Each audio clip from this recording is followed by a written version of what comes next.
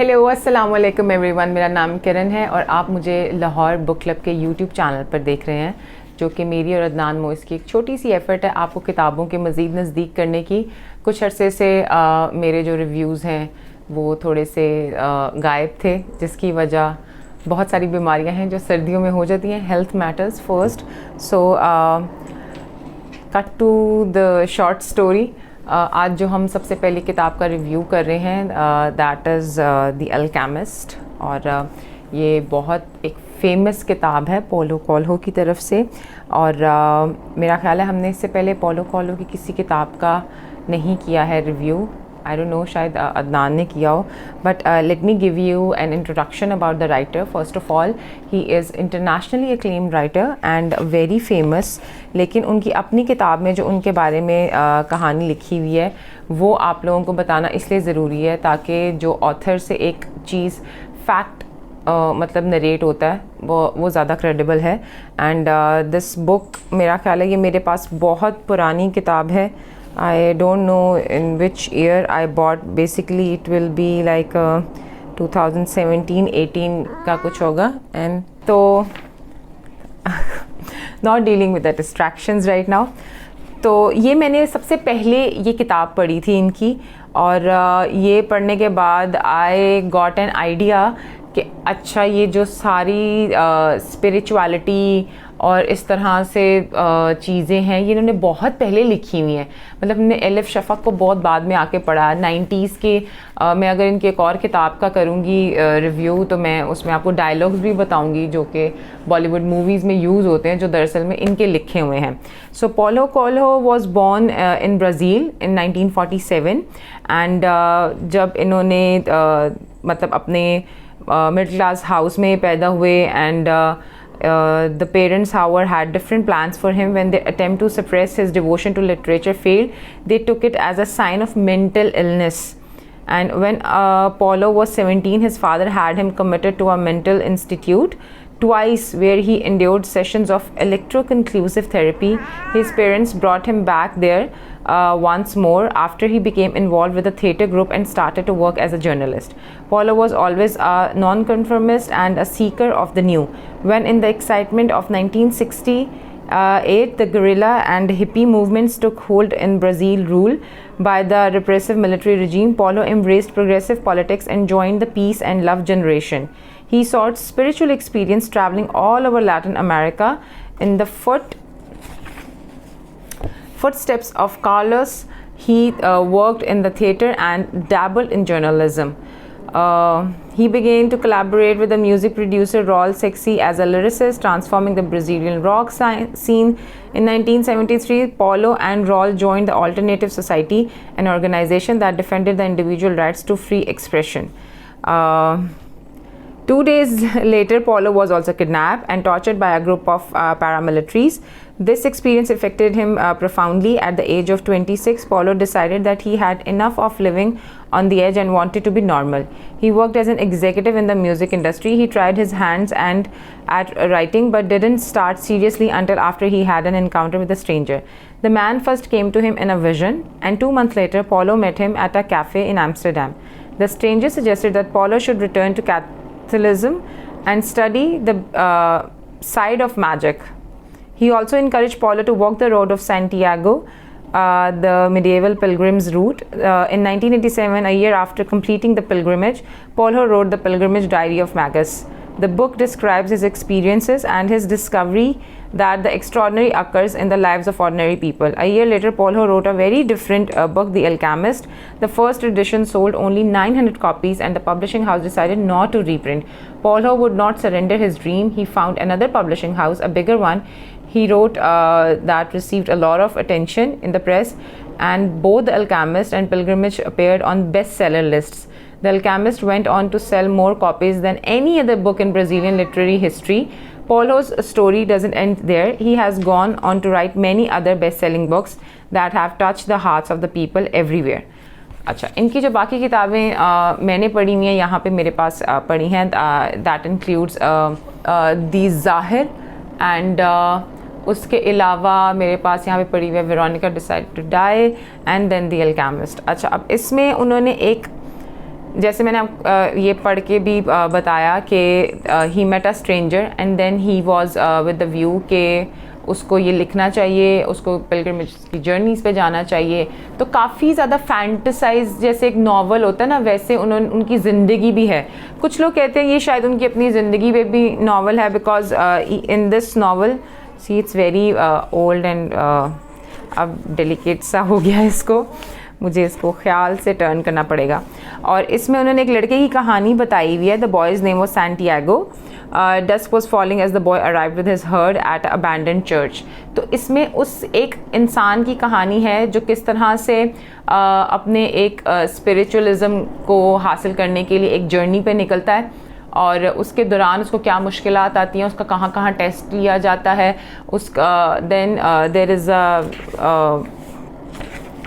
there is a part where he was working with the crystal merchant. तो it's a very insightful, लेकिन इसको हम लोग उस तरह से जर्नलाइज नहीं कर सकते, बिकॉज हर इंसान की स्पिरिचुअल कनेक्शन की एक अपनी कहानी होती है। मतलब वो खुद किसी चीज़ के साथ कनेक्ट कर सकता है, आप उसके साथ कोई ज़बरदस्ती नहीं कर सकते, या ज़रूरी नहीं होता जो एक चीज़ आपके लिए कारामत साबित हुई है वो उसके लिए भी हो। So every one connects to the Almighty through his or her own मतलब प्रेफरेंसेस, कि आपको क्या चीज़ एक सही लगती है, आपको एक क्या चीज़ क्लिक करती है, एंड देन आप उस रास्ते पे जाते हैं। अब यहाँ पे मतलब कई लोग ऐसे होते हैं जो they go and find peace in mountains, at beaches. मतलब जब इंसानों से आप थोड़ा सा हट जाते हैं फिर आपको एक कनेक्शन जो है वो फील होता है, and that is the best connection you can feel. I will tell you एक इसमें से जो चीज़ें आई विल मेंशन यू, एक इसमें एक छोटी सी स्टोरी है, जैसे वो कारवान के साथ एक जा रहा होता है, तो उसमें भी कि हाउ वो कारवान से दूर हो जाता है, एंड देन वो कारवान को कभी लीड कर रहा होता है, कभी उसके साथ होता है, फिर उसकी एक अकेली जर्नी भी है। There is a point when he said के I am the leader of the caravan, said a dark-eyed bearded man. I hold the power of life and death for every person I take with me. The desert is a capricious lady, and sometimes she drives men crazy. There were almost 200 people gathered there, and 400 animals, camels, horses, mules, and foals. And in the crowd were women, children, and number of men with swords and their belts and rifles slung on their shoulders. The Englishman had several suitcases filled with books. There was a babble of noise, and the leader had to repeat himself several times for everyone to understand what he was saying. अच्छा, पहले ज़माने में क्या होता था कि लोग अकेले ट्रैवल नहीं करते थे। मैंने अभी रिसेंटली एक गैदरिंग में हम लोग बैठे हुए थे, तो वहाँ पे देयर वर सम पीपल जिनकी एक बात मेरे जहन में बैठ गई। उन्होंने कहा कि पहले जब लोग घोड़ों पे या ऊँटों पे सफ़र करते थे तो वो हर वक्त क्योंकि जाग रहे होते थे, सो नहीं सकते थे। अगर सोना होता था तो सवारी से उतरना था और कहीं पे उसको बांधना था और फिर सोना था। तो जितनी देर वो सवारी में बैठे हुए थे वो सो तो सकते नहीं थे, तो वो हर टाइम मतलब हर वक्त अल्लाह को याद कर रहे होते थे। तो ही वॉज सेइंग कि जब से ये जहाज़ और ऐसी चीज़ें आई हैं ना, लोग सफ़र में जाते हैं, सोते हैं, उठते हैं, अगली डेस्टिनेशन पे पहुंच गए होते हैं, तो उनको इतना जैसे कहें कि फोकस्ड नहीं रहना पड़ता अपनी उस जर्नी में। पहले अब जैसे इन्होंने इसमें भी लिखा हुआ है कि लोग ऊँटों पे, घोड़ों पे इस तरह सफ़र करके वो डेजर्ट उन्होंने पूरा पार किया। इजिप्ट का बहुत ज़्यादा इसमें ज़िक्र है, जो पिरामिड्स हैं वहाँ पे, वहाँ किस तरह से वो वहाँ पे पहुँचते हैं। और ये जिस बंदे ने ये लाइन कही है कि I hold the power of life and death for every person I take with me.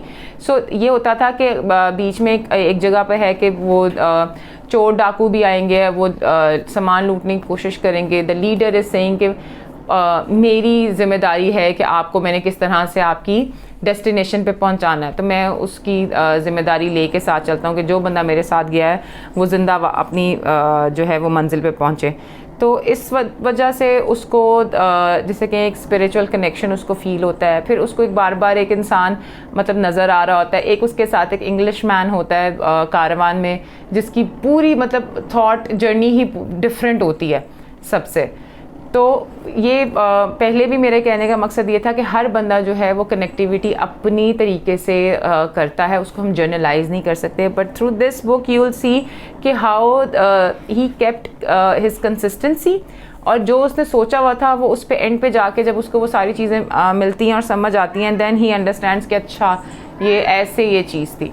So this book कई लोग कहते हैं कि ये उनकी अपनी जर्नी है, और कई मतलब कहते हैं कि नहीं, दिस इज़ जस्ट फिक्शन। इन्होंने इनके इस बुक के, आई डोंट नो अगर आपके पास ये पुराना एडिशन आता है तो इसके एंड पे इन्होंने एक पूरा मैप भी दिया हुआ है मेडिटेरियन सी का, कि हाउ दे ट्रैवल्ड, कहाँ कहाँ से वो गुजरे थे। और इनके इसके एंड पे उनका एक इंटरव्यू भी है by Laura for Beliefnet, and उसमें उन्होंने बताया हुआ है कि लाइक फॉर एग्जाम्पल एक क्वेश्चन का आंसर है जो उसमें वो पूछने हैं कि in the Alchemist you refer to soul of the world, what exactly is this, how is tied to religion और spirituality. And he says that, well, let's distinguish religion from spirituality. I'm Catholic, so religion for me is a way of having discipline and collective worship with persons who share the same mystery. But in the end, all religions tend to point to the same light. In between the light and us, sometimes there are too many rules. The light is here and there, no rules to follow this light. And then they say the alchemist characters say that everything has a soul, including objects like rocks and water. Do you believe that? And he says that I do believe that everything we see, everything that is in front of us, is just the visible part of reality.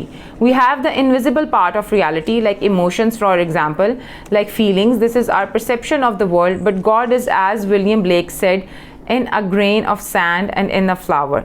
This energy is everywhere. So these two answers sums up his writing, कि किस तरह से वो आपके इर्द गिर्द की दुनिया को आपके साथ कोरिलेट करने की कोशिश करते हैं। And when you will be reading this, I will advise to read in this one go, क्योंकि वो अगर आप उसको पार्ट्स में करके या ब्रेक्स लेके पढ़ेंगे तो वो फिर ज़्यादा आपके माइंड में वो क्रिएट नहीं होती चीज़ें। So this is for today just, and हम लोग इनकी मज़ीद किताबों का भी करेंगे रिव्यू।